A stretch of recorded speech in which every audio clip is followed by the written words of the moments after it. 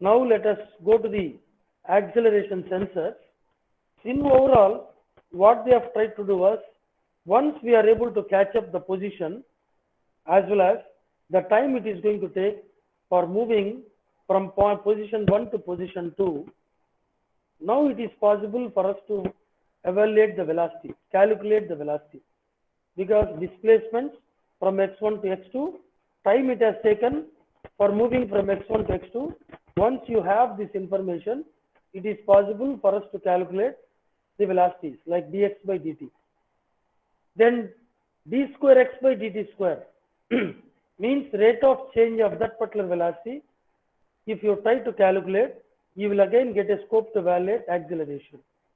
Though the calculation is very simple, very easy to develop a program, but still what has been observed was, since you are trying to control the robots with high precision, it might take some time to calculate those velocities and the accelerations, and when that time delay was there, then to send the signal as a feedback signal to the locations or to the error detector, it is going to take some time.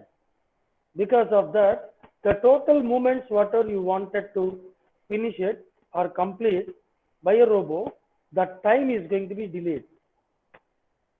So with all those reasons, total production time, if you try to take into account, that is going to increase.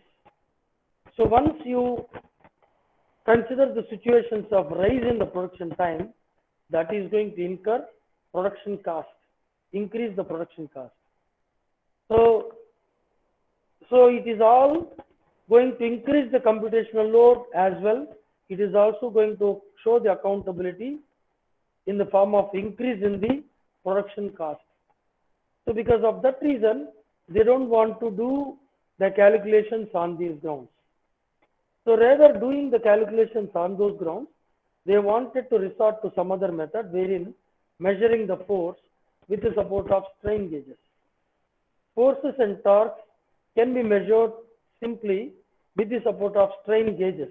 We will see how the strain gauge works in the forthcoming slides. Maybe after few slides, you will find even that particular content. So right now, take it granted that there is a strain gauge using which you can measure either the force as well as the torques. Now, if you measure the force, how that is going to give us a scope to obtain accelerations and velocities? That might be our query. Let us see this expression. Force equal to delta R, that is nothing but the change in the resistance in the strain gauge. A, cross-section area. E, potential. R is actually original resistance of the strain gauge. G is the gauge factor. That has been stated in the next slide. See, F is the force. Delta R is the change in the resistance of the strain gauge. A is the cross-section area of the member on which the force being applied. E is the elastic modulus.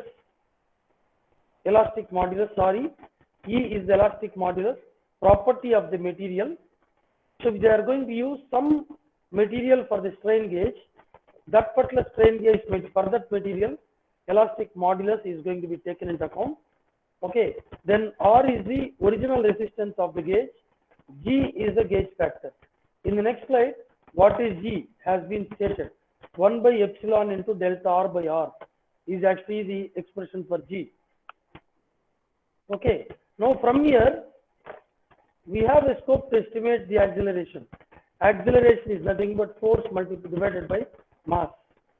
So force is going to be measured directly with the support of strain gauge. Mass is being fixed quantity. You are going to put one over the other. Whereas in the other case, delta x by delta t. Delta x has to be measured. Delta t also has to be measured.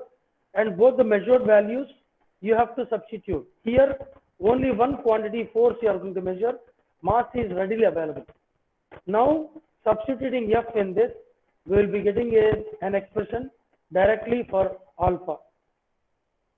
Now you can see the expression for strain, gauge factor, wherein epsilon is actually for strain.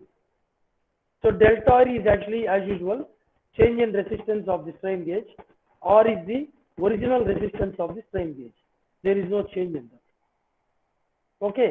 The other thing what has been noticed was, if you try to apply differentiation for the sake of obtaining the data like velocities and accelerations, there is going to be some rise in the noise that is not desirable. Okay, means deviations of the values in particular velocities and accelerations, whatever you get is going to be more. That's going to go on increase. Whereas if you take up the integrations, that noise is going to be suppressed. Because of that reason also, this is another reason for you. Okay, this is another reason for you, with the support of measuring force through strain gauges, you have got a scope to obtain acceleration. That if you integrate, you will get velocity. That velocity again, if you integrate, you will get position. So rather than applying differentiation, if you apply integration, noise is going to be suppressed. Means the deviations, whatever you might get, are going to be reduced. So this is another reason why it is better to go ahead with the procedure of measuring force with the support of strain gauge, then use the acceleration expression, that is force by mass, and then do integration to get velocity, integrate it again to get position. Now, there is another method or procedure to get acceleration. Okay, so what exactly is that? This accelerometer is trying to give us a scope to measure the vibration or otherwise the acceleration, in particular when the structure is actually being set for motion. One certain example has been kept here. You have got a mass. This is the structure. For this particular mass, it appears you have attached 4 springs. They are strain gauges. If this mass moves forward, then the length of these particular strain gauges reduces. The length of these strain gauges being kept attached over there, they are going to increase. So if you consider a resistance wire, if the length of that increases, resistance also increases. If their length decreases, resistance also decreases. That is how we have got a scope to measure the forces in terms of electrical resistances. This is one end. The other way is, by the side of these mass, both sides, you try to attach piezoelectric material. Right now, you keep it in your mind that there is a material which, when it undergoes some compression, that means when you press it, its shape is going to be reduced. That is going to produce some voltage. If you elongate it, once again its shape changes. Once again it is going to produce electricity or voltage. We will see such a kind of material being put in use. The list of those materials also in the forthcoming slides. Right now, in place of these strain gauges, these 4 strain gauges, imagine that one piezoelectric material has been kept here, as well as another one has been kept here. When this entire body has been put in motion, when there is a change in acceleration, that time this mass will try to move. Something like you also would have experienced when you are trying to travel in a bike, the moment you change the acceleration, we will feel that particular change by making our body moving backward. Similar kind of experience is going to be experienced by this. Because of that, this mass will move backward.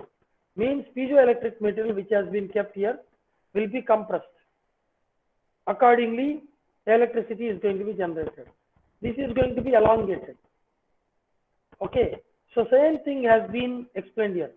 The force caused by the vibration or change in a motion because of acceleration causes the mass to squeeze. Squeeze in the sense press. In this case, the piezoelectric material which produces an electrical charge that is proportional to the force exerted upon it. Since the charge is proportional to the force and the mass being constant, then the charge is also directly proportional to the acceleration. See over here, mass is constant, fixed. Now charge is proportional to the force. Since mass is constant, force is also directly proportional to the acceleration. That is the kind of input he has tried to give over here. Now, same information have been tried to expand. These sensors are primarily used, okay, force and torque sensor. This is actually accelerometer sensor. And this is actually force and torque sensor, wherein we are trying to come across strain gauges. We will try to see those piezoelectric sensors as well as strain gauges under this. And what exactly the force and torque sensors are trying to do? They are primarily used for measuring reaction forces developed at the interface between mechanical assemblies. What is this mechanical assemblies? Let us not bother about this particular term. We are always bothered about the robo being put in motion. When the robo has been put in motion, it is associated with many joints. Say joint 1, say joint 1 and joint 2 and joint 3. At this joint, when you are trying to move this, there is going to be some force that's going to be exerted over here. So you are going to measure that. Okay. So that force and torque are going to be measured. So when you want to move your arm by a particular extent, you need to apply certain torque at that joint, and that particular torque is going to apply certain force. Only that ensures a particular type of motion. Now anyway, so the measuring of that particular force is going to take care of so many tasks that are going to be performed by the robot. So that list of tasks has been given, like material handling or machine loading or assembly work or certain tool handling. Okay, depending upon the object shape and weight, the force should be, the torque should be. Okay, so that has been identified, whereas over here it has been listed out under the subcategories of different types of applications. Metal handling is one application, machine loading is another application, assembly operation is another application. So that can be listed out on different applications. Based on the application, the force is going to be. Based on the application, the torque is going to be. Okay. Force is nothing but a vector quantity that should be specified both in magnitude as well as in direction. That should be done, because force, when you want to measure, simply you cannot measure and say so many units. It is actually being vector quantity. You should know the magnitude as well as its direction. That can be sensed on many ways. One way is actually measuring its value at the wrist. Measuring its value at the wrist. And measuring the force values at the end effector. Or otherwise, in between the robotic arm and the end effector.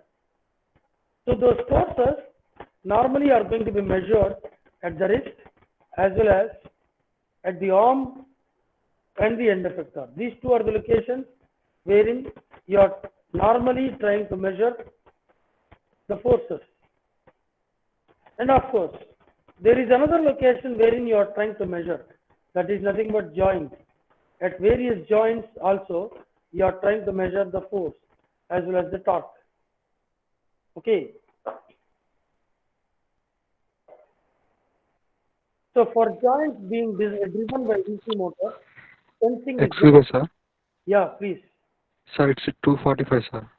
Okay, okay. Thank you for alarming me. I'll stop.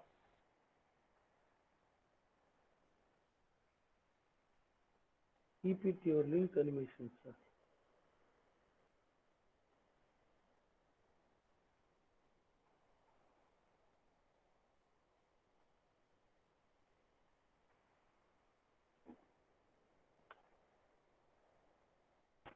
So you can key in your roll numbers in the chart box. That is better.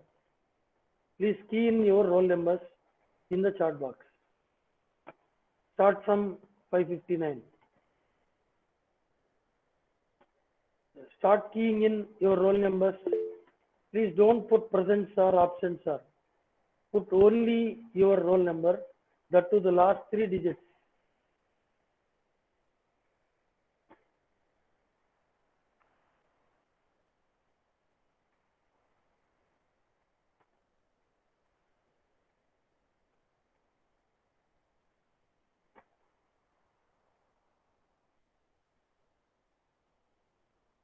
After keying in, no need to wait.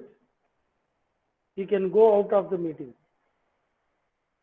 The moment you all go out, I understand that you all have entered the data.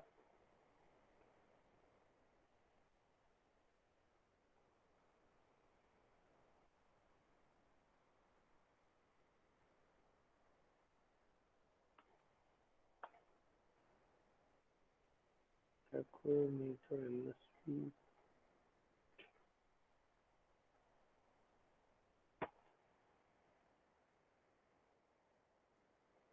Meter.